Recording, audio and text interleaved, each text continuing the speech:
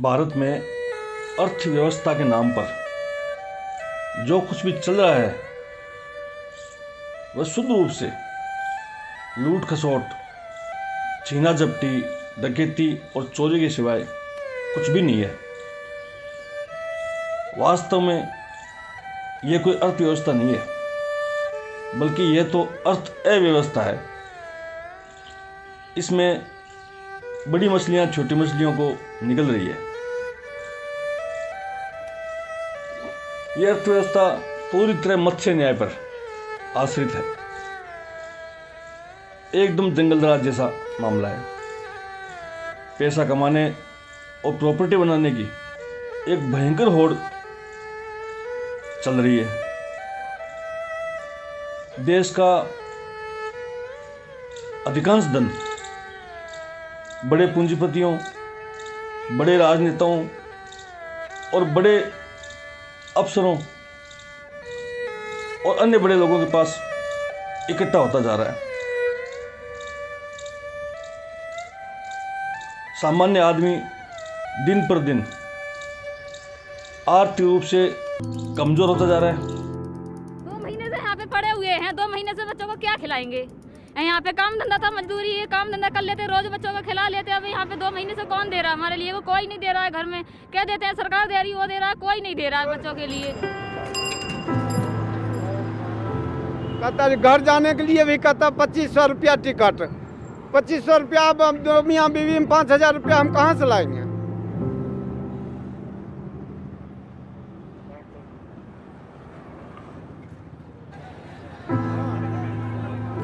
अपनी मर्जी से सीधी लाइन लगा, पिछले काटे हैं।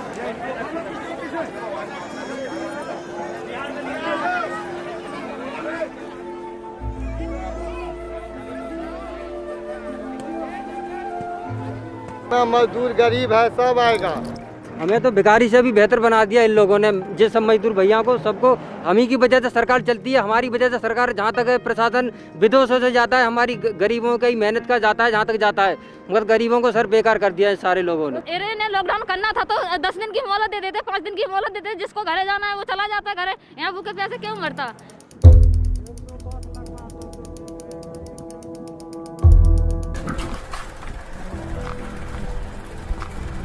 कम से कम सरकार को इतना तो मजदूरों को घर तो भेजना चाहिए। अभी कोई नहीं चल रहा है इधर। सरकार ये भी तो ऑनलाइन बोला, जिसके पास गरीब मजदूर है उसके पास मोबाइल कहाँ से आएगा, कहाँ से ऑनलाइन टिकट करवा सकता है? What makes these stories even more heartbreaking is the fact that some of them never reached home. Dozens have died because of exhaustion or in accidents on highways like this. Public हमारी भिखारी की तरह road पे आ गई। हम लोग अच्छे खाते पीते थे, उसे खाने के लिए हमारी पब्लिक देखो लाइन लगाती है। भिखारी की तरह अच्छे भिखारी बन के रोड पे भीख मांग रहे हैं हम। These workers have been the backbone of India's economy, especially in the informal sector. And the scenes we have witnessed on India's highways are a telling sign that the country needs to do more for the people who build and run its cities. बाजार लूट के अड्डे बन चुके हैं। पैसा पराये श्रम की चोरी और शोषण का शानदार माध्यम बन गया है। भारत के धनवानों ने भारत के गरीबों को गुलाम बना रखा है। एकदम रोम और मिस्र के दासों जैसी हालत भारत के साधारण आज जो गरीब मजदूर लोग हैं उनकी कर दी गई है। कोठियों में, बंगलों में, फार्म हाउसों में, होटलों में, रेस्टोरेंटों में, खेतों में, सड़कों पर, निर्माण कार्यों पर, कारखानों में और सभी जगहों पर गरीब इंसानों को, मजदूरों को भयंकर शोषण, जुल्म और उत्पीड़न की चक्की में पीसा जा रहा है। यह हालत है भारत की। भारत के गरीबों की हालत बैलगाड़ी के बेजुबान बैल जैसी बना दी गई है।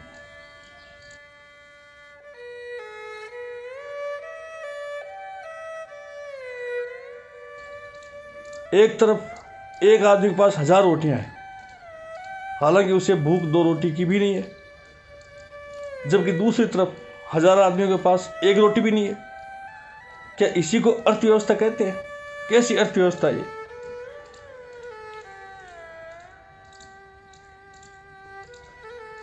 सभी देशवासियों से मेरा निवेदन है कि इस पर गौर करें। हमारे देश के अधिकांश साधारण लोग जो रोजी रोटी के लिए और पैसे की तंगी से परेशान चल रहे हैं, उसके मूल में ये अर्थव्यवस्था है। ये अर्थव्यवस्था न्यायपूर्ण नहीं है, ये पूरी तरह अन्याय और शोषण पर आश्रित है। इस अर्थव्यवस्था को भारत के बड़े लोगों ने हाईजैक कर लिया है। इस अर्थव्यवस्था को बदलने के लिए राष्ट्रीय स्तर पर जन जागृति की आवश्यकता है, राष्ट्रीय स्तर पर विचार क्रांति की आवश्यकता है। पूरे देश के अंदर इसके प्रति लोग जागरूक हो, इसके विरुद्ध माहौल बने, राष्ट्रीय स्तर पर शांतिपूर्वक अहिंसक तरीके से पूज्य गांधी जी के बताए रास्ते से इसके विरुद्ध संघर्ष होना चाहिए। इस अर्थव्यवस्था को बदलने के लिए, इसको न्यायपूर्ण बनाने के लिए ये सारी बात संसद तक पहुंचाई जानी चाहिए और सभी राजनेताओं पर इसके लिए दबाव बनाने की आवश्यकता है। जिस तरह से अंग्रेजों से आज़ादी पाई गई थी गांधी जी के नेतृत्व में, ठीक उसी प्रकार शांति और अहिंसा के रास्ते से भारत में जो आर्थिक अन्याय चल रहा है उससे मुक्ति पाई जा सकती है। एकदम शांतिपूर्ण, एकदम संवैधानिक, एकदम अहिंसक तरीके से यह सब हो सकता है। करने वालों की आवश्यकता है। अब मैं बताता हूं कि इस अर्थव्यवस्था में क्या क्या बुराइयां हैं। इस अर्थव्यवस्था में मनुष्य के द्वारा मनुष्य के शोषण पर कोई रोक टोक नहीं है। इसमें बाजार को लोगों की दया पर छोड़ दिया गया है। वस्तुओं के उत्पादन, वितरण व मूल्यों पर शासन प्रशासन का कोई नियंत्रण नहीं है। इस अर्थव्यवस्था ने आर्थिक असमानता को चरम सीमा पर पहुंचा दिया है। कोई हाथी जैसा भारी भरकम धनपति हो गया है तो कोई चूहे से भी छोटा हो गया है। इंसान और इंसान के बीच जमीन आसमान का अंतर पैदा हो चुका है। इस अर्थव्यवस्था ने असंख्य सामाजिक, सांस्कृतिक, राजनीतिक और आर्थिक बुराइयों को जन्म दिया है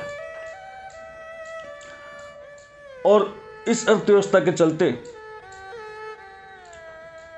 धनवान लोग, जिनके पास बहुत ज़्यादा पैसा हो गया है, वो देश के शासक बन चुके हैं और गरीब लोग उनकी प्रजा बन गए हैं।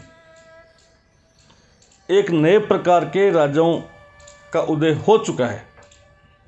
अपनी आंखें खोलो देशवासियों, इस सच्चाई को समझें।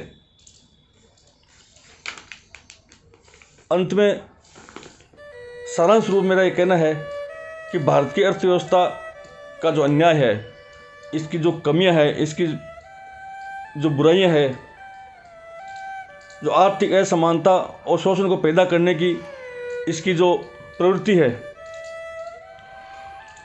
इसका